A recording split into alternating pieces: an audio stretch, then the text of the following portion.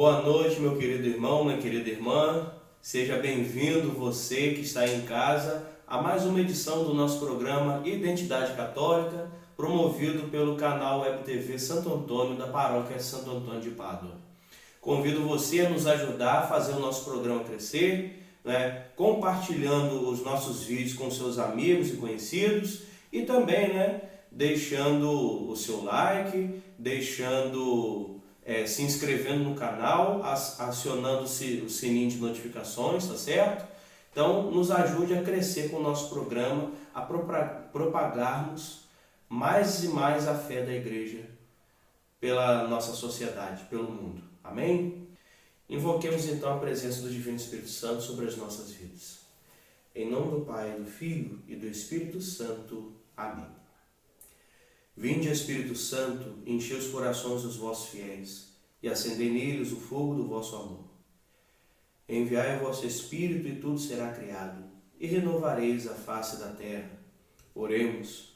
Deus, que instruíste os corações dos vossos fiéis com a luz do Espírito Santo, fazei que apreciemos retamente todas as coisas, segundo o mesmo Espírito, e gozemos sempre da sua consolação por Cristo Senhor nosso. Amém. Inspirai, Senhor, nossas palavras e ações e ajudai-nos a realizá-las, para que em vós comece e termine tudo aquilo que fizermos. Por Cristo nosso Senhor. Amém. Nossa Senhora Aparecida, Mãe e Rainha Padroeira do Brasil, rogai por nós. São Tomás de Aquino e Santo Antônio de Pádua, rogai por nós. Em nome do Pai, do Filho e do Espírito Santo. Amém. Então, esteja aí na sua casa, portando nas suas mãos o catecismo e a palavra de Deus, a santa palavra de Deus, para o nosso encontro de hoje, o nosso programa de hoje. Amém? Hoje nós vamos trabalhar o artigo 2, a temática nós vamos trabalhar hoje no artigo 2 a parte do credo que diz: e em Jesus Cristo, seu único Filho, nosso Senhor. Amém? A partir do parágrafo 430 do Catecismo da Igreja, número 1, Jesus. Vejam bem, nesse artigo que nós vamos trabalhar hoje, nós vamos trabalhar os diversos títulos que Jesus recebeu no Novo Testamento. Jesus, Cristo, Senhor e Filho de Deus. Todos eles atestando a divindade de Cristo. Todos eles comprovando que Jesus Cristo é Deus, assim como o Pai. Porque mesmo para a Sagrada Escritura, muitas vezes parece controverso. Jesus é Deus, não é Deus? Então nós temos esses títulos que são exaustivamente apresentados no Novo Testamento e nas cartas e nos Evangelhos, para sempre mais e mais insistir nessa afirmação conosco. Jesus é Deus. Amém? Então vamos lá. Nos diz assim o 430. Jesus quer dizer em hebraico Deus salva. Que Jesus, Yeshua, é uma variação de Yahvé. No Antigo Testamento, o nome de Deus no Antigo Testamento, Yahvé, que quer dizer também Deus salva. Então, para mostrar que o nome de Jesus é o mesmo nome de Deus no Antigo Testamento. Ou seja, para mostrar para nós, não só que Ele salva, mas que Ele é Deus. E que Ele é Deus junto com o Pai. Ele não é um Deus diferente do Pai, mas os dois são um só e mesmo Deus, em pessoas diferentes, ok? Exprime ao mesmo tempo sua identidade e sua missão. Sua identidade, Ele é Deus. Sua missão, veio para nos salvar. Uma vez que só Deus pode perdoar pecados. Marcos 2, versículo 7. É Ele que, em Jesus, seu Filho eterno feito homem, salvará seu povo dos pecados. Mateus 1, versículo 21. Em Jesus, portanto, Deus recapitula toda a sua história de salvação em favor dos homens. Ou seja, o que está mostrando aqui para nós? Jesus veio para ser um guerreiro? Jesus veio para ser um Messias político? Alguém que devolveria a independência de Israel? Tirando Israel da escravidão e do poder do Império Romano? Não. Jesus veio para realizar sua missão enquanto Deus, fazer aquilo que só Deus pode fazer e mais ninguém, que é perdoar pecados. Por isso que, com a vinda e a missão de Jesus, toda a história da salvação é recapitulada. Porque Jesus não veio para ser esse Messias que o povo de Israel esperava, que seria um Messias para trazer a liberdade do poder romano, do jugo romano. Mas Jesus veio para restaurar a história da salvação, corrigir toda a desgraça que foi gerada na história da humanidade desde Adão e Eva por meio do pecado. Ele veio restaurar todos e tudo a partir dele e nos devolver o paraíso.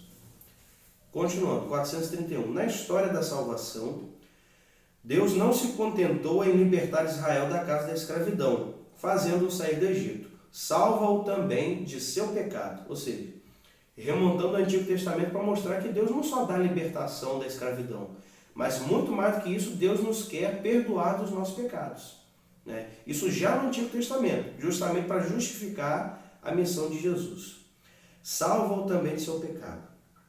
Por ser o pecado sempre uma ofensa feita a Deus, só Jesus pode perdoá-lo, porque Jesus é Deus. Por isso Israel, tomando consciência cada vez mais clara da universalidade do pecado, não poderá mais procurar a salvação a não ser na invocação do nome do Deus Redentor. Ou seja, à medida que o tempo foi passando, Israel foi tomando cada vez mais consciência dessa universalidade do pecado. Todo Israel pecou, e a consequência disso é que mesmo depois de já ter o seu próprio reino, Israel foi invadida por Nabucodonosor e eles foram levados como escravos durante 70 anos em Babilônia. E aí eles então entenderam, o nosso pecado não foi o pecado de um ou de outro, mas foi o pecado de todos.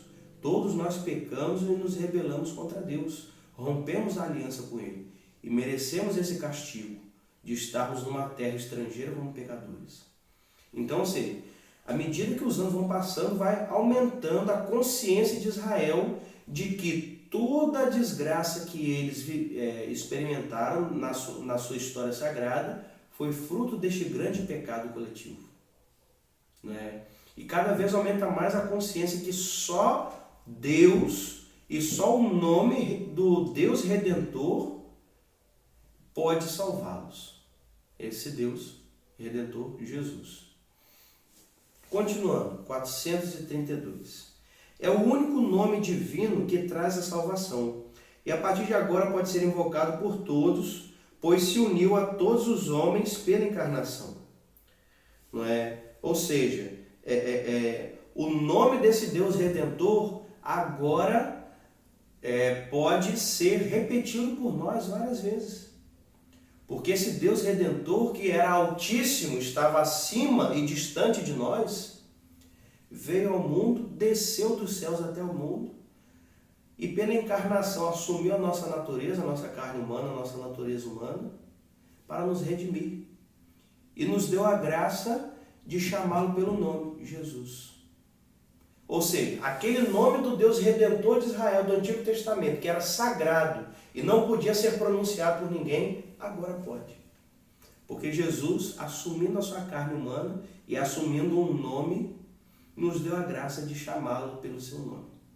Por isso hoje podemos invocar o nome de Jesus a todo e qualquer momento. E isso nos faz lembrar dessa falta de proximidade que o povo de Israel tinha com Deus no Antigo Testamento. O nome de Deus no Antigo Testamento era tão santo, tão sagrado, que não podia ser pronunciado por ninguém. Se pronunciasse, a pessoa morreria. Só podia ser pronunciado uma única vez no ano, por ocasião da Páscoa. No dia da Páscoa, no momento da propiciação, ou seja, no momento da purificação dos pecados, o sumo sacerdote entrava no Santo dos Santos, ou seja, o átrio do templo onde ficava a Arca da Aliança, que era velada por um véu para que ninguém pudesse vê-la.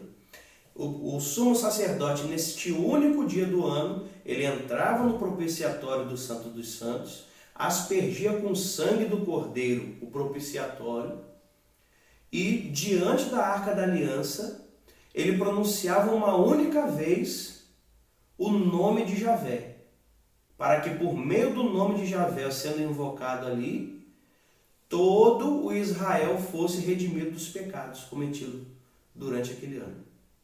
E o nome de Javé, mesmo assim, tão sagrado, que nesta única oportunidade que só o sumo sacerdote podia dizer o nome de Javé, ele ainda por cima tinha que dizer o nome de Javé para dentro, puxando o ar. Tinha que dizer assim, ó, de tão sagrado que era o nome de Deus. Não podia pronunciar da boca para fora, mas pronunciar como se estivesse falando para dentro. Percebem só? E hoje nós temos a graça de pronunciar o nome de Jesus a qualquer momento. Triste, infelizmente, é que este nome sagrado muitas vezes é banalizado, né? Em piadas, ou em pessoas que invocam o nome de Deus, da Virgem Maria, dos santos em vão. Né? Uma pena. Então, este mesmo nome redentor de Jesus, que por meio do seu sangue trouxe para nós a salvação, e que ao pronunciarmos o seu nome redentor, trazemos sobre nós o poder da sua bênção e da sua salvação, da sua proteção divina, é este mesmo nome e sob este mesmo nome, né, que os apóstolos e os seus sucessores invocam para expulsar os demônios, para ter autoridade sobre os espíritos maus e fazê-los sair das pessoas possessas, né? Para mostrar quão precioso e quão poderoso se tornou o nome de Cristo a partir do derramamento do seu sangue. Olha só que coisa poderosa. É o nome de Jesus. Tanto que, ao nome de Jesus ser pronunciado, Satanás treme. O inferno, todos os poderes malignos tremem, porque é o nome daquele que derramou o seu sangue precioso para a nossa salvação. 435. O nome de Jesus está no coração da oração cristã, no centro da oração cristã. Todas as orações litúrgicas são concluídas pela fórmula Perdoa-nos nostro em Jesus Cristo, ou seja, por Cristo nosso Senhor ou por nosso Senhor Jesus Cristo.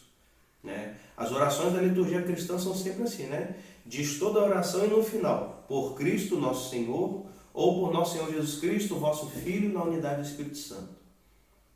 Para mostrar a importância do nome de Jesus. É invocado, né, ao final de todas as orações litúrgicas.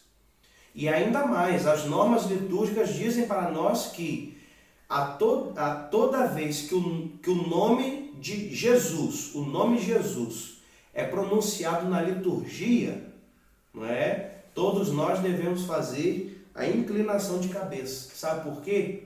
Porque um papa na Idade Média, lendo aquela parte do hino cristológico de Filipenses, capítulo 2, que diz assim, todo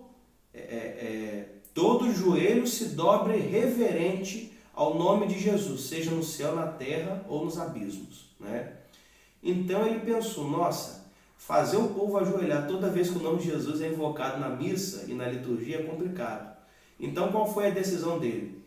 A inclinação de cabeça, que isso todos, independente da idade, podem fazer. Ou seja, cumprimos esse preceito litúrgico obedecendo a própria palavra de Deus, que diz se dobre reverente ao nome de Jesus todo o joelho. Olha que coisa linda, né? A própria liturgia dá testemunho da Sagrada Escritura. A oração oriental do coração, denominada oração a Jesus, nos diz, é a famosa oração do coração, a chamada oração do coração, que em grego quer dizer eziquia, ou melhor, reziquia. É a oração do coração. É um mantra que é repetido, né, durante o dia pelos monges, né, pelos grandes mestres de espiritualidade, e que dizem ser a oração mais perfeita depois do Pai Nosso, né? Porque ela é fonte de espiritualidade para nós e fonte de redenção. E a oração diz assim: Senhor Jesus Cristo, Filho de Deus Salvador, tende piedade de mim, pecador. E essa oração é dita e repetida várias vezes como um mantra, né? Como abertura do espírito da pessoa para a vida espiritual. Olha que coisa linda, né? Numerosos cristãos, como Santa Joana d'Arc, por exemplo, morreram tendo nos lábios apenas o nome de Jesus. Santa Joana d'Arc foi queimada viva, acusada de bruxaria, e ela só repetiu o nome de Jesus, do início ao fim. Jesus, Jesus, Jesus. Número 2, Cristo. Ou seja, já falamos do título de Jesus, agora do título de Cristo. Parágrafo 436. Cristo vem da tradução grega do termo hebraico Messias, ou Mexia, que é Messias em hebraico. Em grego é Cristo, ou Christos, que quer dizer o ungido. Só se torna o nome próprio de Jesus porque este leva à perfeição a missão divina que significa. Com efeito, em Israel eram ungidos, em nome de Deus, os que lhe eram consagrados para uma missão vinda dele, os reis, sacerdotes e, em raros casos, profetas. Esse devia ser, por excelência, o caso do Messias que Deus enviaria para instaurar definitivamente o seu reino. O Messias devia ser ungido pelo Espírito do Senhor, ao mesmo tempo como rei e sacerdote, mas também como profeta. Jesus, então, realizou a esperança messiânica de Israel em sua tríplice função de sacerdote, profeta e rei. Ou seja, no Israel do Antigo Testamento, quem era ungido? Aquele a quem Deus confiava uma grande missão. Quem eram esses que eram ungidos? No primeiro momento, os reis. Em alguns casos raros, profetas, como Isaías, Jeremias e por aí vai. Depois do exílio de Babilônia, quando Israel voltou para a Terra Santa, não existiam mais o reino de Israel, então eles não tinham mais reis. Então quem passou a ser ungido foram os sacerdotes, por serem aí a figura mais importante dentro da sociedade, já que não existiam mais os reis. Então, estes eram ungidos. Então eles esperavam que o Messias anunciado pelos profetas do Antigo Testamento e que viria para restaurar o reino de Deus, o reino de Israel, este, obviamente, eles esperavam que fosse também ungido, porque ele então assumiria função de profeta, de sacerdote e função de rei. E assim foi Jesus, que no seu batismo foi ungido pelo Espírito do Senhor, pelo Espírito Santo, e ali o Pai confirmou a sua missão, Este é o meu filho muito amado, escutai. Ali Jesus foi ungido por meio do seu batismo e a descida do Espírito Santo sobre ele aquela hora, Jesus foi ungido, como esse verdadeiro Messias de Israel. Virando a página 438, a consagração messiânica de Jesus manifesta a sua missão divina, Sua consagração messiânica eterna revelou-se no tempo de sua vida terrestre por ocasião de seu batismo por João, como acabei de dizer, como seu Messias, e também na transfiguração. Por suas obras e palavras, Jesus será conhecido como o Santo de Deus, ou, em outras palavras, o ungido de Deus. Por isso Jesus é Cristo, o ungido, o Messias. 439. Quarta linha. Jesus aceitou o título de Messias, Cristo, ao qual tinha direito, mas com reservas. Por quê? Porque os profetas, quando anunciaram esse Messias que viria para restaurar a paz em Israel, nem mesmo os profetas, quando anunciaram a vinda desse Messias, imaginaram que esse profeta seria o Filho de Deus que viria ao mundo. Até porque no Antigo Testamento, o Antigo Testamento não conheceu a Santíssima Trindade. Os judeus do Antigo Testamento achavam que Deus era apenas o Pai, a figura do Pai. Agora imaginar que existia uma segunda e terceira pessoa na Trindade e que a segunda pessoa seria o Filho e que viria ao mundo para assumir a nossa natureza humana, isso era inconcebível para os judeus. Isso seria para eles como se fosse um atentado ao monoteísmo. Como assim? Então Deus não é um só? Está dando para perceber? Então isso para eles era inconcebível. Nem mesmo os profetas, quando receberam essa mensagem de Deus para anunciar essa mensagem para o povo, nem mesmo eles entenderam que esse Messias seria o Filho de Deus, da mesma natureza do Pai. Deus com o Pai, que viria ao mundo para nos salvar dos nossos pecados. Então eles esperavam que esse Messias seria um homem como qualquer outro, que seria um político, um guerreiro, que assim como Davi criou o reino de Israel, ele apenas viria para restaurar o reino de Israel, não para perdoar pecados. para salvar, trazer a salvação dos pecados para a humanidade. Então, por isso que Jesus, apesar de aceitar esse título de Cristo, ele tinha as suas reservas quanto a este título. Justamente por quê? Porque ele não queria que o entendessem de forma errada, achando que ele seria este Messias que eles estavam esperando. Mas a todo tempo ele tinha as suas reservas, porque ele a todo momento fazia questão de dizer: eu vim ao mundo para morrer na cruz, para trazer a salvação. Ou seja, ele insistentemente ele mostrava que o Messias que ele veio ser, o Cristo que ele veio ser, era outro, totalmente diferente do que eles esperavam. Tá certo? Por isso que quando Jesus se auto-revela como Deus, ele é acusado de blasfêmia e por isso ele é morto, assassinado. 440, oitava linha. O verdadeiro sentido da realeza de Jesus só se manifestou no alto da cruz, né? Este é o Rei, este é o Cristo que ele veio ser. O Cristo que manifesta o seu poder no alto da cruz. João 12, versículo 32. Quando eu for elevado da terra, ou seja, elevado em que momento? Na sua ascensão? Não. Elevado na cruz. Quando eu for elevado da terra, atrairei para mim todo ser. Ou seja, mostrarei que eu sou Deus. Percebe isso?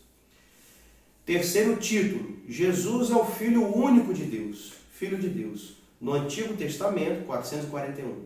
É um título dado aos anjos, ao povo, aos filhos de Israel e aos reis.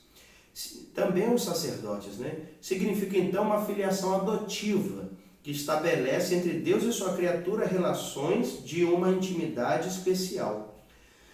Quando o rei Messias prometido a Israel é chamado de Filho de Deus, isso não implica necessariamente, segundo o sentido literal destes textos, que ele ultrapasse o nível humano, ou seja, não quer dizer que ele é Deus igual a Deus Criador, mas que ele é filho adotivo apenas. Filho de Deus no sentido de filho adotivo de Deus.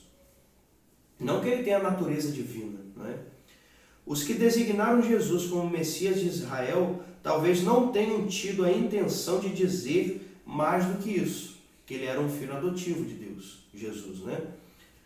Não acontece, graças a Deus, né? Agora número 442. Graças a Deus que isso não acontece com Pedro. Quando Pedro confessa Jesus como o Cristo, o Filho do Deus vivo. Pois Jesus lhe respondeu com solenidade: não foi a carne nem o sangue que te revelaram isso, e sim meu Pai que está nos céus. Mateus 16, versículo 17. Ou seja, aqui é retirado do evangelho do primado de Pedro, né? Uns dizem, Jesus diz, quem as pessoas dizem ser o Filho do Homem? Uns dizem que tu és Elias, outros que é João Batista, outro que é algum dos profetas que ressuscitou dos mortos. E vós, quem dizeis que eu sou? E Pedro vai e diz, tu és o Cristo, o Filho do Deus vivo. Ou seja, ele ali chama Jesus de Filho de Deus. Só que não no sentido que as pessoas chamavam os reis, os profetas e os sacerdotes, né? Filho de Deus no sentido de ser filho adotivo. Ele ali chamou Jesus de Filho de Deus no sentido de Jesus ser filho mesmo de Deus por natureza. Ou seja, de ser Deus igual ao Pai. E aí Jesus vai, e como a gente tem certeza que ele ali chamou Jesus de Filho de Deus de fato, e não de filho adotivo? Porque o próprio Jesus mesmo disse, quem te revelou isso não foi a carne nem o sangue, mas foi o meu Pai. Ou seja, o próprio Jesus confirmando que Pedro afirmou que ele é filho de Deus no sentido correto, de ser Deus igual ao Pai. 443. Se Pedro pôde reconhecer o caráter transcendente da filiação divina de Jesus, Messias, foi porque o próprio Jesus o deu a entender claramente. Ou seja, Jesus várias vezes, nos seus colóquios, nas suas conversas em particular com os seus discípulos, ele se autoafirmava como Deus, né? Então que fique bem claro para nós aqui, que apesar do povo de Israel, na época de Jesus, quando Jesus dizia que ele era o Filho de Deus, não foram capazes de entender e achavam que Jesus estava dizendo que ele era filho adotivo, como os reis eram chamados de filhos adotivos de Deus, né? Apesar de o povo de Israel não entender, que fique bem claro isso para nós. Jesus, quando ele se auto-revela como filho de Deus, e quando São Paulo, São Pedro, os outros apóstolos, nas cartas do Novo Testamento, chamam Jesus de filho de Deus, é de filho de Deus de fato. Jesus é o Filho único de Deus, né? Da mesma substância, da mesma natureza do Pai. Ou seja, Jesus não é um ser humano qualquer, mas ele é Deus também, assim como o Pai. Fique claro isso para nós. Quer ver um exemplo? João capítulo 20, versículo 17. Abram aí.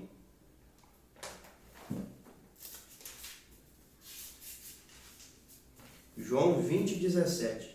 Disse-lhe Jesus: não me retenhas, porque ainda não subi a meu Pai, mas vai a meus irmãos e dize-lhes que eu subo para meu Pai e vosso Pai, meu Deus e vosso Deus. Palavra da salvação, glória a vós, Senhor. Ou seja, o que Jesus está fazendo aqui? Ele está distinguindo bem claro que Deus é Pai dele de uma forma diferente de como Deus é Pai para os discípulos e para todos os outros seres humanos. E que Deus é Deus para ele de uma forma diferente de como Deus é Deus para os discípulos. Ou seja, Jesus está deixando bem claro que ele é filho de Deus no sentido próprio do termo, filho gerado por Deus. Isso aqui está bem claro. Se não fosse assim, ele não diria meu Pai e vosso Pai, meu Deus e vosso Deus. Mas ele diria nosso Pai e nosso Deus. Tá certo? Então, 444, na sexta linha. Esta confissão cristã aparece já na exclamação do centurião romano diante de Jesus na cruz, ou seja, aquele que com a lança atravessou o lado de Jesus na cruz. Verdadeiramente este homem era filho de Deus. Marcos capítulo 15, versículo 39. Pois somente no mistério pascal o fiel cristão pode entender o pleno significado do título Filho de Deus. Porque é ali que Jesus se revela como Deus, morrendo e ressuscitando 3 dias depois para nos salvar dos nossos pecados. Ninguém tem o poder de ressuscitar a si mesmo a não ser o próprio Deus. Essa é a prova de que Jesus é Deus. Porque Jesus, ele ressuscitou a si mesmo por suas próprias forças. Está claro isso para nós? Então, é na Páscoa, no mistério pascal, que todo cristão entende plenamente que Jesus é Deus. A prova disso são os próprios discípulos, que andavam com Jesus a todo momento. Jesus falava, eu sou o Filho de Deus, eu vim para morrer, para salvar vocês dos pecados. E mesmo assim eles não foram capazes de entender. Eles só foram entender que Jesus de fato era Filho de Deus, no sentido de ele ser Deus também, quando Jesus ressuscitou e apareceu para eles, com poder e glória. Está vendo? Ou seja, para mostrar para nós que é o mistério pascal que nos faz entender, que faz a nossa fé e a nossa inteligência entenderem que Jesus é Deus também. É Filho de Deus no sentido estrito e próprio do termo. Então, continuando agora, o último título, que é o título de Senhor. Ou seja, Jesus se auto-revela como Deus, se utilizando de 4 títulos, né? Jesus se afirma como Jesus, que significa Deus salva, se auto-revela como Cristo, que é ungido, e se auto-revela como Filho de Deus.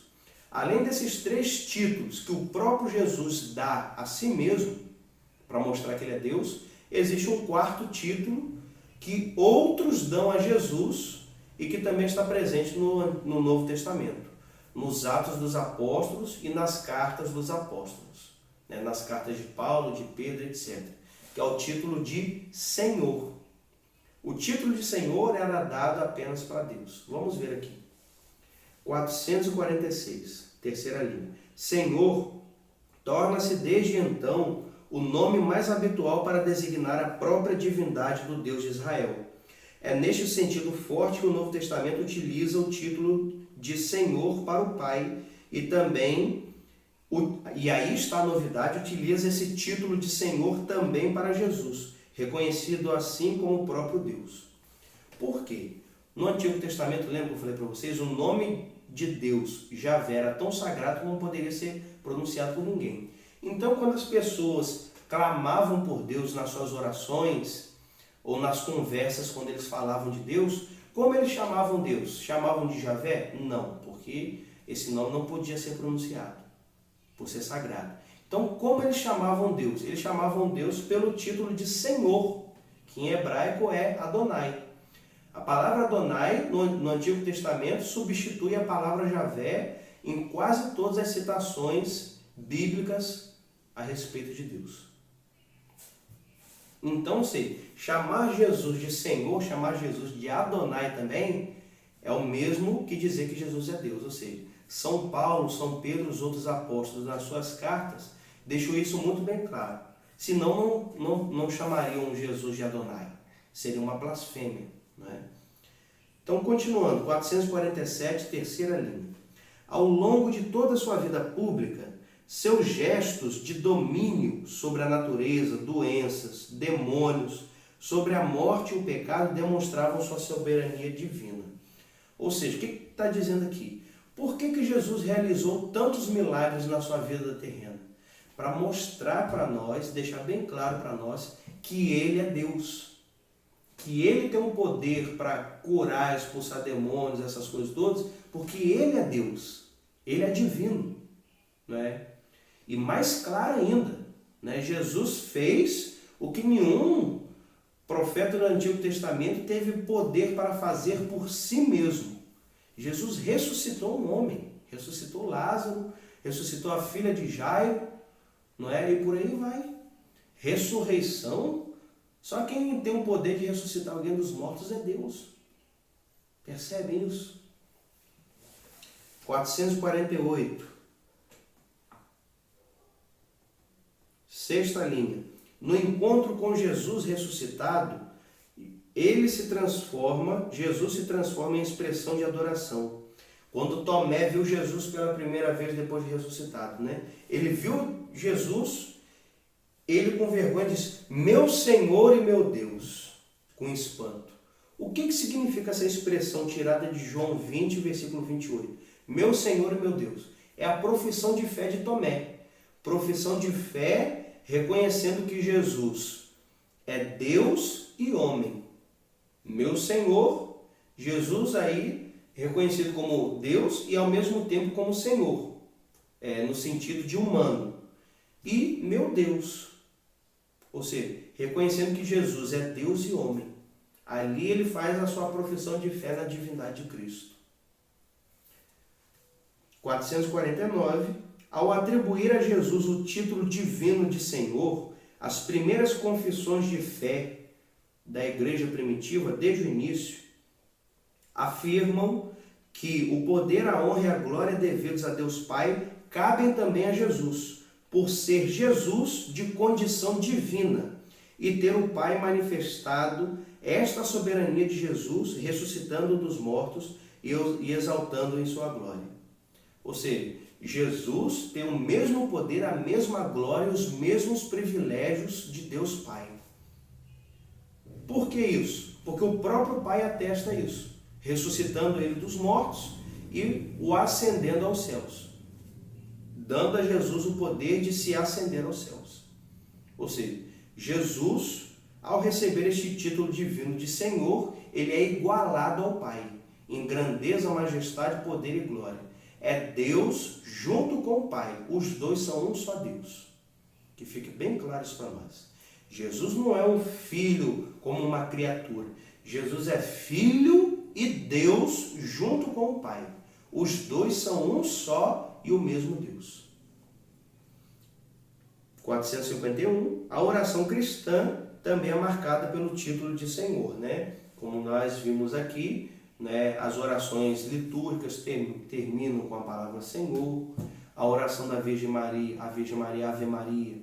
A Ave Maria também tem o título de Senhor e por aí vai. Então, assim, Jesus, ele é Jesus, o Deus que salva. Ele é Cristo, o ungido de Deus. Ele é o Filho único verdadeiro de Deus, da mesma natureza do Pai. E ele é Senhor. 4 títulos que mostram e provam para nós que Jesus é Deus. Amém? Qualquer dúvida, deixe aí nos comentários que depois eu terei o maior prazer em responder. Glória ao Pai, ao Filho e ao Espírito Santo, como era no princípio, agora e sempre. Amém. O Senhor esteja convosco. Ele está no meio de nós. Que pela intercessão de todos os santos, desça sobre vós a bênção do Deus Todo-Poderoso, Pai, Filho e Espírito Santo. Amém. Glorificai o Senhor com vossa vida. Ide em paz, que o Senhor vos acompanhe. Graças a Deus. Uma boa noite para todos, uma boa semana e até semana que vem, se Deus quiser, com mais um programa Identidade Católica.